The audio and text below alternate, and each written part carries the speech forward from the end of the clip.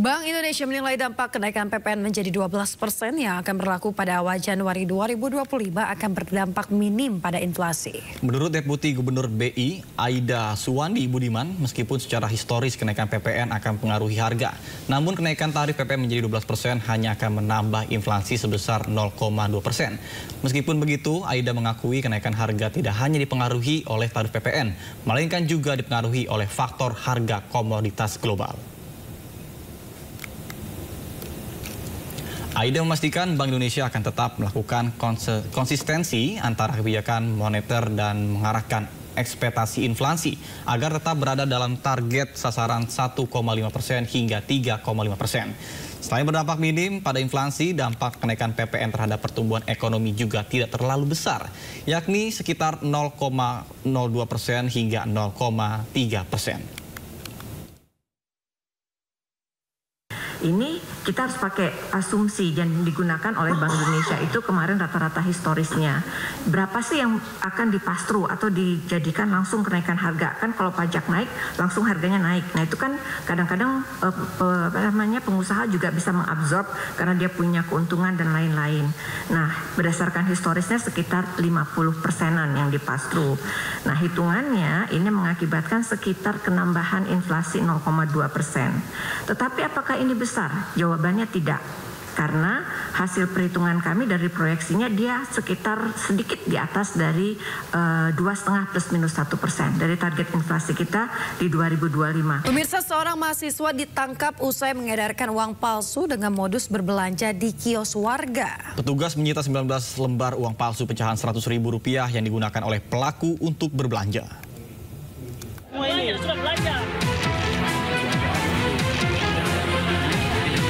Inilah detik-detik penangkapan pelaku pengedar uang palsu di Desa Ambololi, Kabupaten Konawe Selatan, Sulawesi Tenggara. Pelaku yang berstatus sebagai mahasiswa salah satu perguruan tinggi di Kota Kendari ditangkap usai berbelanja di salah satu kios dengan menggunakan uang palsu pecahan Rp100.000 agar pelaku mendapatkan uang kembalian berupa uang asli.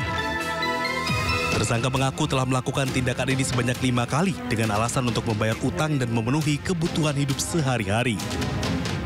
Tersangka membeli itu hari Minggu, uangnya itu dia membuat dengan cara fotokopi warna dengan printer biasa yang kita pakai, fotokopi warna. Jadi di mana dia pakai kertas HVS F4 difotokopi dengan 2 uang Rp100.000 sebanyak 19 lembar.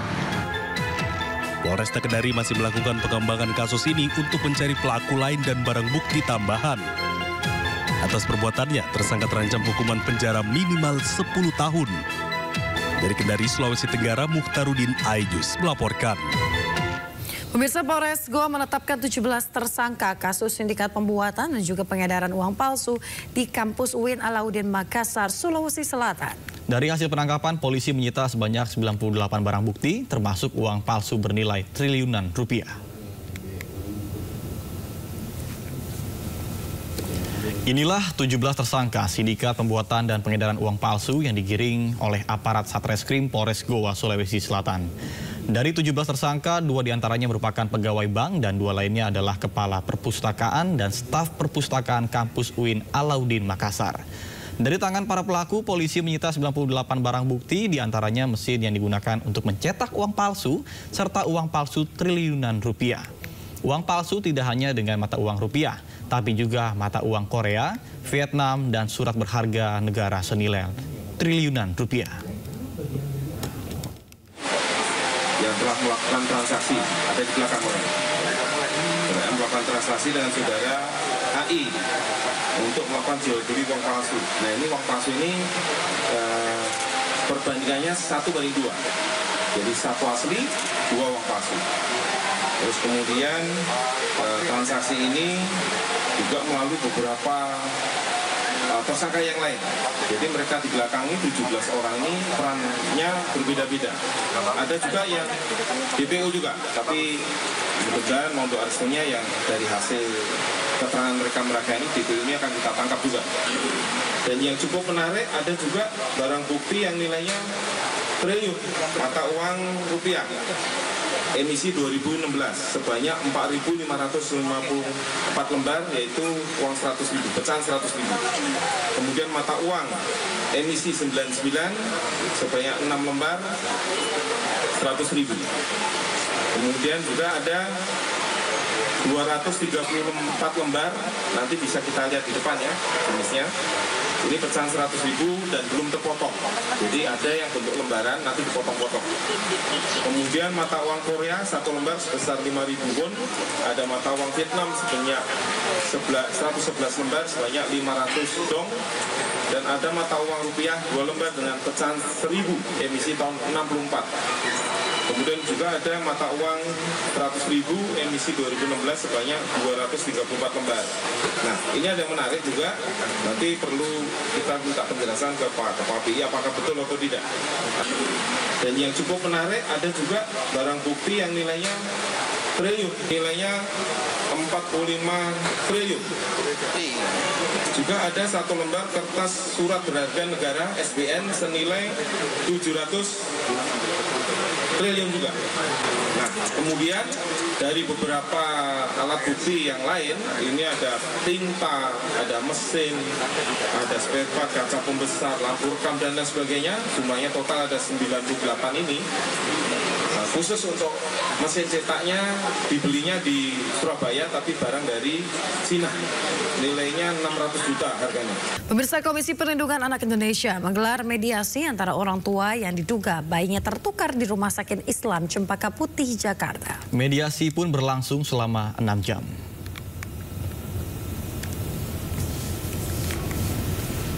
Direktur Utama Rumah Sakit Islam Jakarta Cempaka Putih, Jack Pradono Handojo, mengatakan bahwa mediasi menghasilkan 3 kesepakatan, yakni akan menunggu hasil tes DNA yang diperkirakan selama 2 minggu, menjaga privasi masing-masing, serta tidak memperkeruh suasana dengan tampil di media massa maupun media sosial. Sementara orang tua bayi diduga tertukar, Feni dan Rauf menyebut tidak menjelaskan hasil mediasi tersebut. Namun, Feni dan Rauf menyebut akan terus berjuang dengan melakukan tes DNA ulang di rumah sakit lain jika hasil tes DNA yang keluar menunjukkan positif atau identik. Sementara itu, KPAI menyebut mediasi digelar bukan menyangkut tindak pidana, melainkan fokus kepada upaya pencari solusi bersama. Kompensasi nggak dibicarakan pada hari ini? Tadi tidak dibicarakan. Tapi ada hitam di atas putih. Ada investigasi internal nggak? Ada. Kita melakukan dan kemudian dari pihak Dinkes Rumah Sakit juga sudah menurunkan 2 kali dan juga mengevaluasi. Apa yang ditemukan? Silahkan ditanya sama pihak Dinkes ya. Mengenai medis yang katanya tidak pernah didapatkan oleh pihak keluarga Pak Rauf. Benar itu, Dok? Kita tidak ingin memerinci lebih lanjut, tapi sederhananya kan itu kan hak pasien. Hak pasien kan untuk dapat rekam medis kan? Iya, kenapa tidak dikasih kepada pasiennya? Sederhana itu, kenapa tidak diberikan kepada pasiennya rekam medis bayi itu? Ini urusan bayi. Ya, hari ini prosesnya berlangsung tanpa tekanan, silahkan ditanya. Tapi dalam proses dulunya itu tekanan benar. Apakah rekam medis itu sudah di tangan pihak orang tua sekarang? Sudah siapkan, tapi belum diambil. Kenapa tidak diambil? Rumah sakit bakal mencari itu semua sih. Akan menuntut? Tidak. Kenapa tidak? Saya kurang tahu sih. Terus bayi kandungnya gimana? Saya kurang paham soalnya nggak boleh ceritain ya. Akan dikembalikan? Iya, intinya itu sih. Akan dikembalikan? Iya. Saat ini berarti tahu keberadaan bayi? Tidak. Tidak tahu, Bang. Tidak tahu? Iya. Tapi tadi dari rumah sakit menjanjikan apa? Ya bakalan tinggal nunggu hasil DNA aja gitu, Bang. Ya, kalau nanti hasil tes DNA negatif, berarti kan itu bukan anak kalian ya? Iya. Apa langkah selanjutnya? Akan dituntutkan rumah sakit? Nanti akan mungkin apa kuasa hukum saya nanti cetak. Pemirsa, memasuki hari keempat, dampak banjirop terjadi di Kota Pangkal Pinang, Bangka Belitung mulai dirasakan oleh masyarakat. Sejumlah orang tua hingga anak-anak mengalami gatal-gatal hingga demam.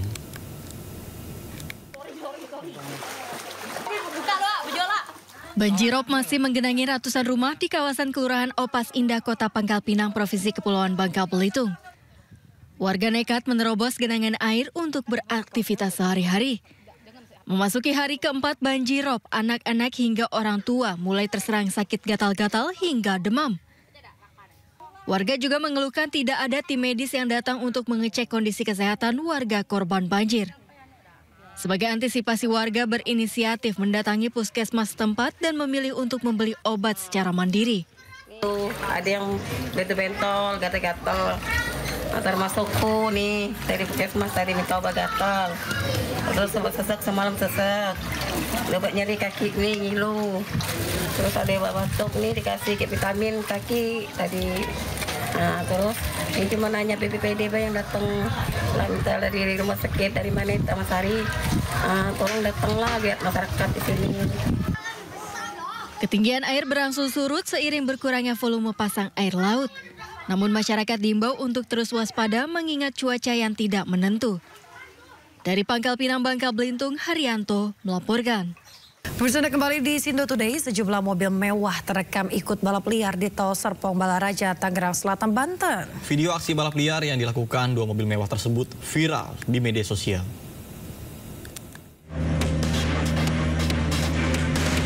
Inilah video viral aksi balap liar yang dilakukan dua mobil mewah di Jalan Tol Serpong Balaraja, Tangerang Selatan. Terlihat sejumlah minibus lainnya juga terlibat, menutup seluruh ruas jalan tol arah Balaraja. Usai viral, polisi menangkap para pelaku beserta mobil yang dikemudikannya. Polisi mengimbau para pengguna jalan tol untuk tidak melakukan aksi balap liar dimanapun. Kemudian mengarah ke dua unit kendaraan BMW dan kami lakukan pengamanan kendaraan tersebut. Kendaraan kami amankan di Polres Tangerang Selatan.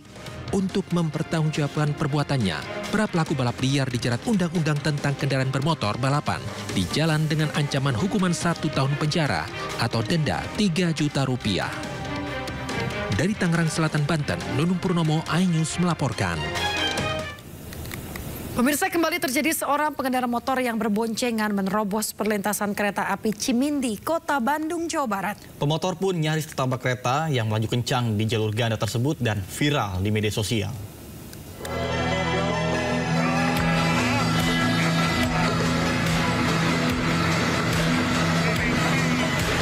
Dua orang yang berboncengan sepeda motor menerobos pintu perlintasan kereta api di kawasan perbatasan Kota Bandung Cimahi, Cimindi, Kota Bandung, Jawa Barat. Pemotor ini nekat melintasi rel usai kereta lokal yang mengarah kepada Larang Cicalengka melintas, meski palang pintu masih tertutup. Tak disangka, di saat yang bersamaan muncul kereta feeder dari arah sebaliknya, Bandung pada Larang hingga nyaris tertabrak. Kejadian ini membuat geram warga sekitar. PT KAI Daop 2 Bandung menyebut angka kecelakaan akibat terserempet kereta tahun 2024 mencapai belasan kali dan menimbulkan banyak korban tewas maupun luka berat. Sudah terjadi sebanyak kurang lebih 18 kali kejadian dengan korban meninggal 7 dan luka berat 8. Untuk wilayah Bandung Raya? Untuk seluruh kota Bandung, untuk seluruh Daop 2 Bandung. Dengan kejadian yang sangat cukup tinggi. KAI Daop 2 Bandung mengimbau masyarakat agar tertib berlalu lintas terutama di perlintasan kereta api agar terhindar dari hal yang tak diinginkan. Dari Bandung, Jawa Barat, Ervan David, iNews melaporkan. Pemirsa, selanjutnya kami akan ajak Anda mengetahui pantauan lalu lintas hari ini di sejumlah wilayah melalui pantauan CCTV Korlantas Polri. Kita akan bergabung dengan Brigadir Cici Yarangga di studio NTMC Polri. Baik, Brigadir Cici, bagaimana pantauan arus lalu lintas di sejumlah wilayah melalui pantauan CCTV? Silakan. Terima kasih Napa juga Yasmin dan selamat pagi pemirsa menemani aktivitas Anda. Kita akan pantau bersama bagaimana perkembangan arus lalu lintas pagi hari ini. Dan pemirsa, saya akan mengajak Anda untuk melihat pertama di sekitaran kawasan Bundaran Pondok Indah, Jakarta Selatan. Arus lalu lintas pagi ini terpantau dari arah Lebak Bulus yang akan menuju ke arah Blok M ataupun ke arah Fatmawati dalam keadaan ramai dan lancar, didominasi oleh kendaraan roda 2 dan kendaraan-kendaraan dari arah Lebak Bulus, Blok M dan Fatmawati yang akan menuju ke arah Bintaro hingga saat ini pun masih dalam keadaan ramai dan lancar. Memang terlihat sedikit terjadi perlambatan kecepatan kendaraan hanya menjelang masuknya antrian traffic light. Namun selepasnya kendaraan-kendaraan ini masih melaju dengan kecepatan 45 km per jamnya. Untuk itu kami menghimbau bagi para pengendara yang melintasi kawasan ini agar tetap bersabar menunggu antrian traffic light. Dan selanjutnya pemirsa, kita akan beralih ke kawasan Pospol Pondok Gede Timur. Untuk arus lalu lintas saat ini dari sekitaran kawasan ini dari arah Cikampek yang akan menuju ke arah Jakarta maupun sebaliknya belum terlihat adanya peningkatan jumlah volume arus kendaraan. Kendaraan yang melintas pada kawasan ini masih melaju dengan kecepatan yang cukup normal. Namun kami selalu menghimbau bagi para pengendara agar tetap berhati-hati dan tetap pada jalur dan lajur yang benar demi menjaga keselamatan diri Anda pribadi tetapi juga para pengendara lainnya. Dan selanjutnya pemirsa, kita akan beralih ke kawasan Simpang Jomin Cikampek. Untuk arus lalu lintas dari arah Cirebon yang akan menuju ke arah Purwakarta ataupun ke arah Cikampek saat ini terlihat dalam keadaan relatif lancar. Sedangkan dari arah Karawang atau arah Jakarta yang akan menuju ke arah Cirebon juga hingga saat ini masih dalam keadaan relatif lancar. Kami himbau bagi para pengendara dikarenakan banyaknya pertemuan arus lalu lintas pada kawasan ini agar para pengendara baik roda 2 maupun roda 4 untuk tetap berhati-hati dan juga mengingat adanya aktivitas masyarakat di sekitaran kawasan ini. Kami himbau untuk selalu menjaga batas laju kecepatan kendaraan Anda. Dan pemirsa, terakhir kita akan beralih ke kawasan Pospol Kendal, Jawa Tengah. Untuk arus lalu lintas dari arah Pekalongan yang akan menuju ke arah Semarang hingga saat ini masih terpantau dalam keadaan ramai dan lancar. Belum terlihat adanya peningkatan jumlah volume arus kendaraan. Kendaraan masih melaju dengan kisaran yang cukup normal. Dan kami himbau juga bagi para pengendara untuk sebelum bepergian pastikan bahwa kondisi fisik kendaraan Anda dalam keadaan prima atau dalam keadaan layak pakai. Dan pemirsa, berdasarkan data RSMS Korlantas Polri yang kami terima selama 1x24 jam di seluruh Indonesia, sudah terjadi sebanyak 304 kasus laka lantas dengan rincian 41 meninggal dunia, 35 luka berat, dan 361 luka ringan. Dari 304 kasus laka lantas tersebut, 76% terjadi pada waktu siang hari. Untuk itu dihimbau kepada para peserta lalu lintas agar tetap berkonsentrasi saat mengemudi demi menjaga keselamatan diri Anda pribadi tetapi juga keselamatan pengendara lain. Faktor penyebab laka lantas diantaranya karena kecerobohan pengemudi yang melanggar traffic light sehingga terjadi kecelakaan dan sebanyak 40 laka lantas karena gagal menjaga jarak aman. Untuk itu dihimbau bagi para pengendara agar selalu menjaga jarak aman kendaraan Anda saat mengemudi. Dan pemirsa, untuk Anda yang ingin mengupdate informasi-informasi seputaran arus lalu lintas, kami siap melayani Anda. Pemirsa dapat menghubungi call center kami di 1500669 juga melalui SMS center di 9119. Demikian Nata juga Yasmin yang dapat kami bagikan dan silahkan kembali ke Anda di studio. Baik, terima kasih Brigadir Cici Arangga atas laporan Anda langsung dari sejumlah wilayah di NTMC Polri. Selamat bertugas kembali dan salam presisi. Salam presisi. Lainnya pemirsa, mantan Menteri Komunikasi dan Informatika Budi Aris Setiadi diperiksa Korps Pemberantasan Pidana Korupsi Polri di Barreskrim dan pemeriksaan dirinya terkait dengan kasus penyalahgunaan wewenang pemblokiran kasus judi online. Pemirsa, Budi Ari diperiksa selama 2 jam namun enggan menjawab terkait berapa pertanyaan yang diajukan penyidik kepadanya. Budi mengatakan ia wajib membantu polisi dalam pemberantasan kasus judi online di lingkungan Kementerian Komunikasi dan Digital.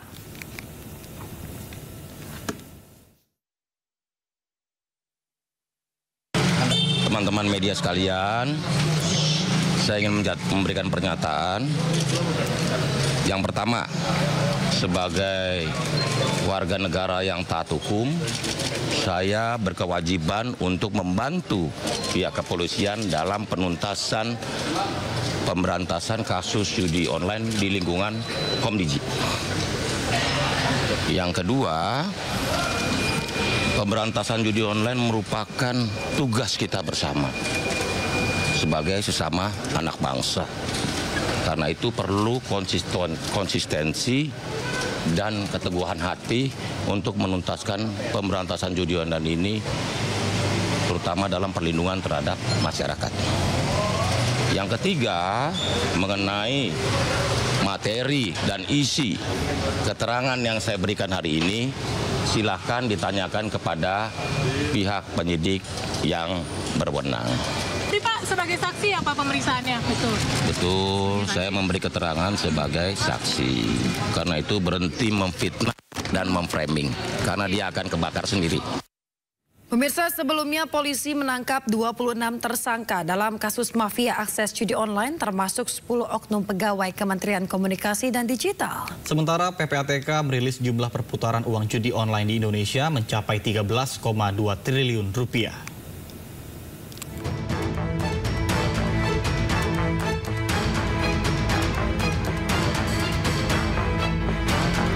Kasus mafia akses judi online di Indonesia yang melibatkan pegawai Kementerian Komunikasi dan Digital terus diusut. Polisi telah menangkap total 26 tersangka. 10 diantaranya merupakan pegawai Kementerian Komdigi, sementara 16 lainnya masyarakat sipil. Polisi hingga kini masih memburu 4 pelaku lain, termasuk bandar situs judi online yang masih buron. Dari tangan para tersangka, polisi menyita sejumlah barang bukti termasuk mobil mewah bernilai fantastis hingga mencapai 167 miliar rupiah.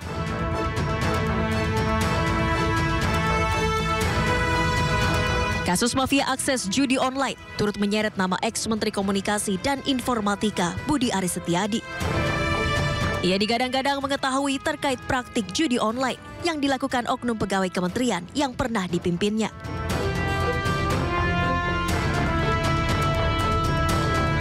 Sementara PPATK menyebut dari 10 laporan hasil analisis, total perputaran dana judi online pada periode Januari hingga Juni 2024 mencapai 13,2 triliun rupiah.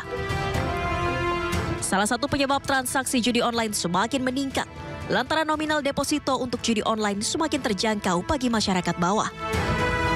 Dimulai dari Rp10.000.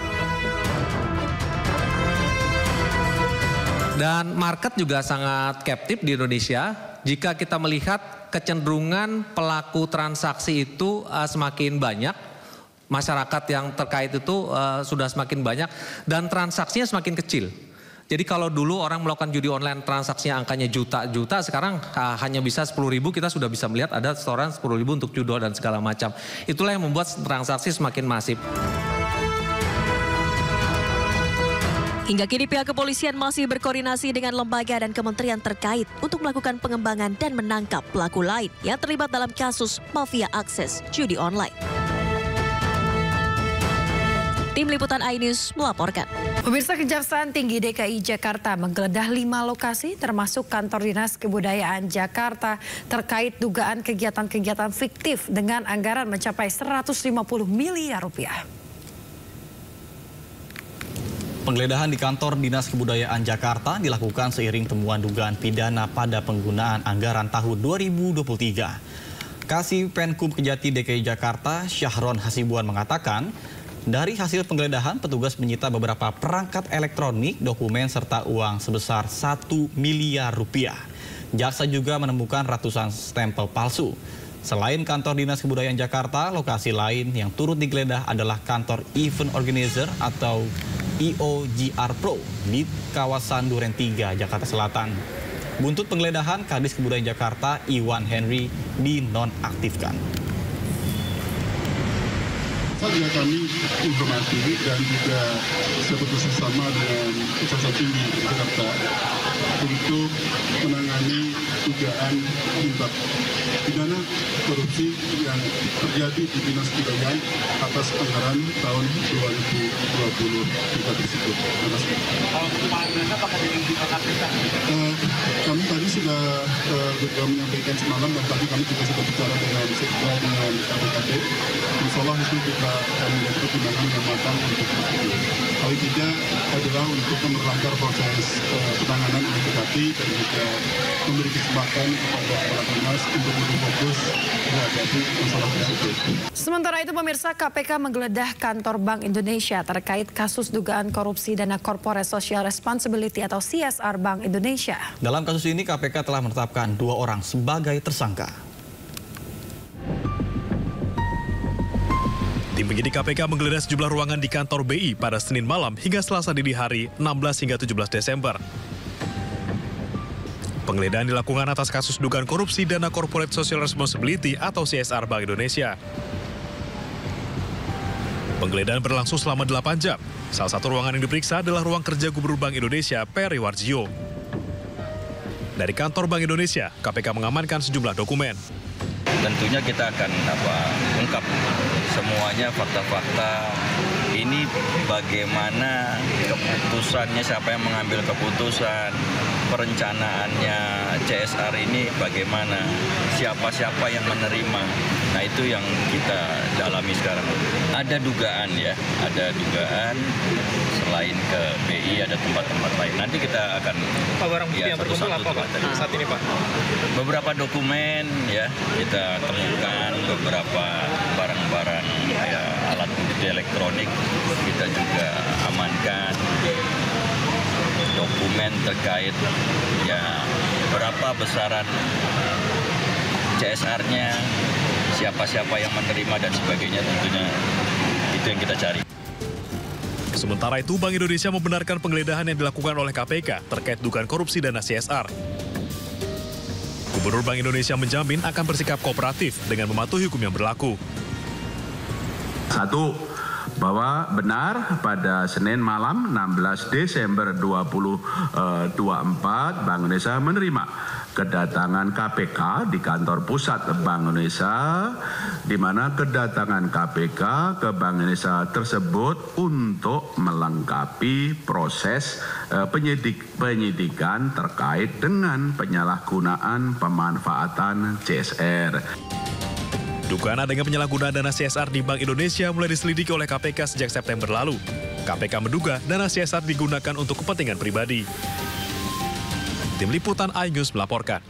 Pemirsa, kita ke informasi berikutnya. Usai ramai pemecatan Jokowi dari PDIP, kini PDIP menyatakan siap melawan segala bentuk upaya mengaut-aut partai jelang Kongres kelima PDIP pada 2025 mendatang. Ketua DPP PDIP Bidang Reformasi Hukum Nasional, Roni Talapesi, bahkan meminta aparat hukum segera mengambil tindakan terkait dengan adanya dugaan menghasut keabsahan kepemimpinan Megawati Soekarno Putri.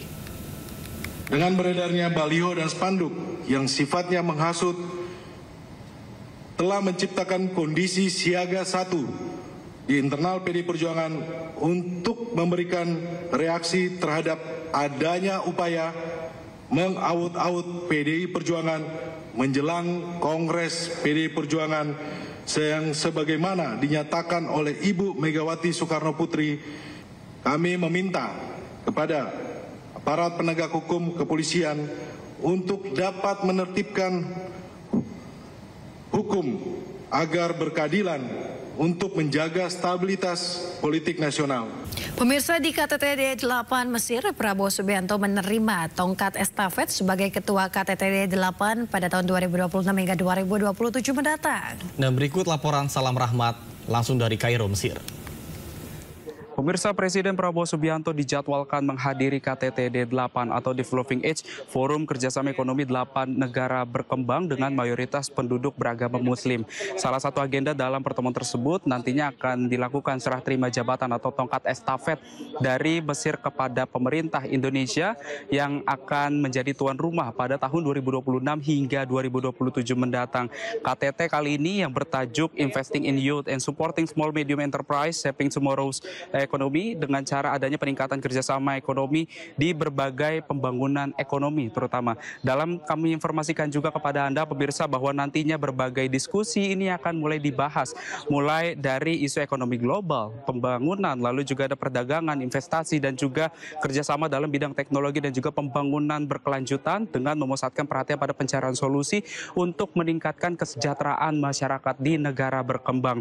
Nantinya kita juga tentu berharap melalui pertemuan-pertemuan yang dilakukan oleh Presiden Prabowo Subianto ini semakin menunjukkan eksistensi Indonesia di mata dunia, terutama kaitannya dalam penguatan peran aktif Indonesia di forum-forum internasional, terutama juga dengan kerjasama ekonomi di negara-negara berkembang. Dari Neo Capital Administratif Kairo, Mesir, Salam Rahmat, iNews melaporkan. Pemirsa, nilai tukar rupiah tebus ke level 16.000 per dolar Amerika Serikat pada Desember 2024. Bank Indonesia menjelaskan pelemahan nilai tukar rupiah tersebut dipengaruhi oleh semakin tingginya ketidakpastian global. Gubernur Bank Indonesia Peri Warjio mengungkapkan penyebab nilai tukar rupiah tembus ke level 16.000 per dolar Amerika Serikat pada Desember 2024. Hingga 17 Desember 2024, rupiah melemah 1,37% point to point dari bulan sebelumnya. Peri Warjio mengatakan pelemahan nilai tukar rupiah tersebut dipengaruhi oleh semakin tingginya ketidakpastian global. Nilai tukar rupiah pada Desember 2024, data hingga 17 Desember 2024 melemah sebesar 1,37% point to point dari akhir bulan sebelumnya. Pelemahan nilai tukar rupiah tersebut dipengaruhi oleh semakin tingginya ketidakpastian global, terutama terkait dengan arah kebijakan Amerika Serikat, ruang penurunan Fed Fund Rate yang lebih rendah, penguatan mata uang dolar Amerika Serikat secara luas, serta risiko geopolitik yang mengakibatkan berlanjutnya preferensi investor global untuk memindahkan alokasi portofolionya kembali ke Amerika Serikat. Meski demikian, Bank Indonesia mengklaim depresiasi nilai tukar rupiah tetap terkendali jika dibandingkan dengan level akhir Desember 2023. Selain itu, depresiasi rupiah disebut masih lebih baik dibandingkan sejumlah mata uang negara tetangga, di mana dolar Taiwan, peso Filipina, dan won Korea Selatan masing-masing terdepresiasi sebesar 5,58%, 5,94%, dan 10,47%. Pemirsa, Direktur Eksekutif Indef Tauhid Ahmad angkat bicara terkait kebijakan pemerintah yang akan memberlakukan PPN 12% di tahun 2025. Menurut Tauhid, kebijakan tersebut bakal berdampak pada produk yang dikategorikan barang mewah lantaran meningkatnya harga jual seperti properti hingga otomotif. Kebijakan PPN 12% juga akan berdampak pada kelompok menengah ke bawah yang akan memicu peningkatan inflasi pada tahun depan. Meski demikian, Tauhid mengapresiasi stimulus yang diberikan pemerintah sebesar 265,6 triliun rupiah untuk melindungi perekonomian. Pihaknya berharap pemerintah memperpanjang insentif tersebut agar semakin meningkatkan daya beli masyarakat. 12%. Nah, apakah ini kemudian akan memperlambat ekonomi? Saya kira tergantung nanti seberapa jauh insentif. Kalau insentifnya jauh lebih lama dan lebih basah, saya kira bisa menambal kebijakan PPN. Tapi kalau hanya temporary, saya kira nanti akan berimbang. Begitu, kalau berimbang artinya konsekuensi ekonominya kita nggak akan meningkat lebih tinggi. Bank Indonesia menilai dampak kenaikan PPN menjadi 12% yang akan berlaku pada awal Januari 2025 akan berdampak minim pada inflasi. Menurut Deputi Gubernur BI, Aida Suwandi Budiman, meskipun secara historis kenaikan PPN akan mempengaruhi harga, namun kenaikan tarif PPN menjadi 12% hanya akan menambah inflasi sebesar 0,2%. Meskipun begitu, Aida mengakui kenaikan harga tidak hanya dipengaruhi oleh tarif PPN, melainkan juga dipengaruhi oleh faktor harga komoditas global. Aida memastikan Bank Indonesia akan tetap melakukan konsistensi antara kebijakan moneter dan mengarahkan ekspektasi inflasi agar tetap berada dalam target sasaran 1,5% hingga 3,5%. Selain berdampak minim pada inflasi, dampak kenaikan PPN terhadap pertumbuhan ekonomi juga tidak terlalu besar, yakni sekitar 0,02% hingga 0,3%. Ini kita harus pakai asumsi yang digunakan oleh Bank Indonesia itu kemarin rata-rata historisnya. Berapa sih yang akan dipastru atau dijadikan langsung kenaikan harga? Kan kalau pajak naik, langsung harganya naik. Nah itu kan kadang-kadang pengusaha juga bisa mengabsorb karena dia punya keuntungan dan lain-lain. Nah berdasarkan historisnya sekitar 50%-an yang dipastru.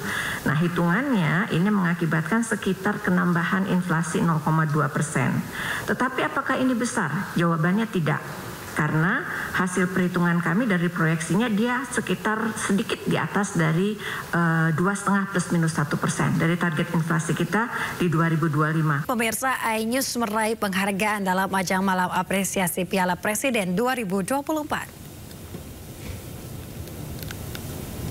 Acara digelar di kawasan Senayan, Jakarta pada Kamis malam dan dihadiri Ketua Steering Komite Piala Presiden 2024 Marwarar Sirait dan Ketua Umum PSSI Erick Thohir.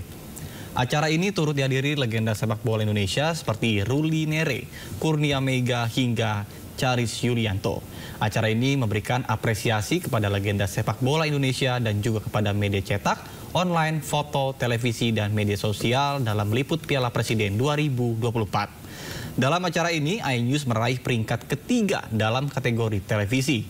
Acara ditutup dengan penyerahan keuntungan bersih dari penyelenggara Piala Presiden tahun 2024.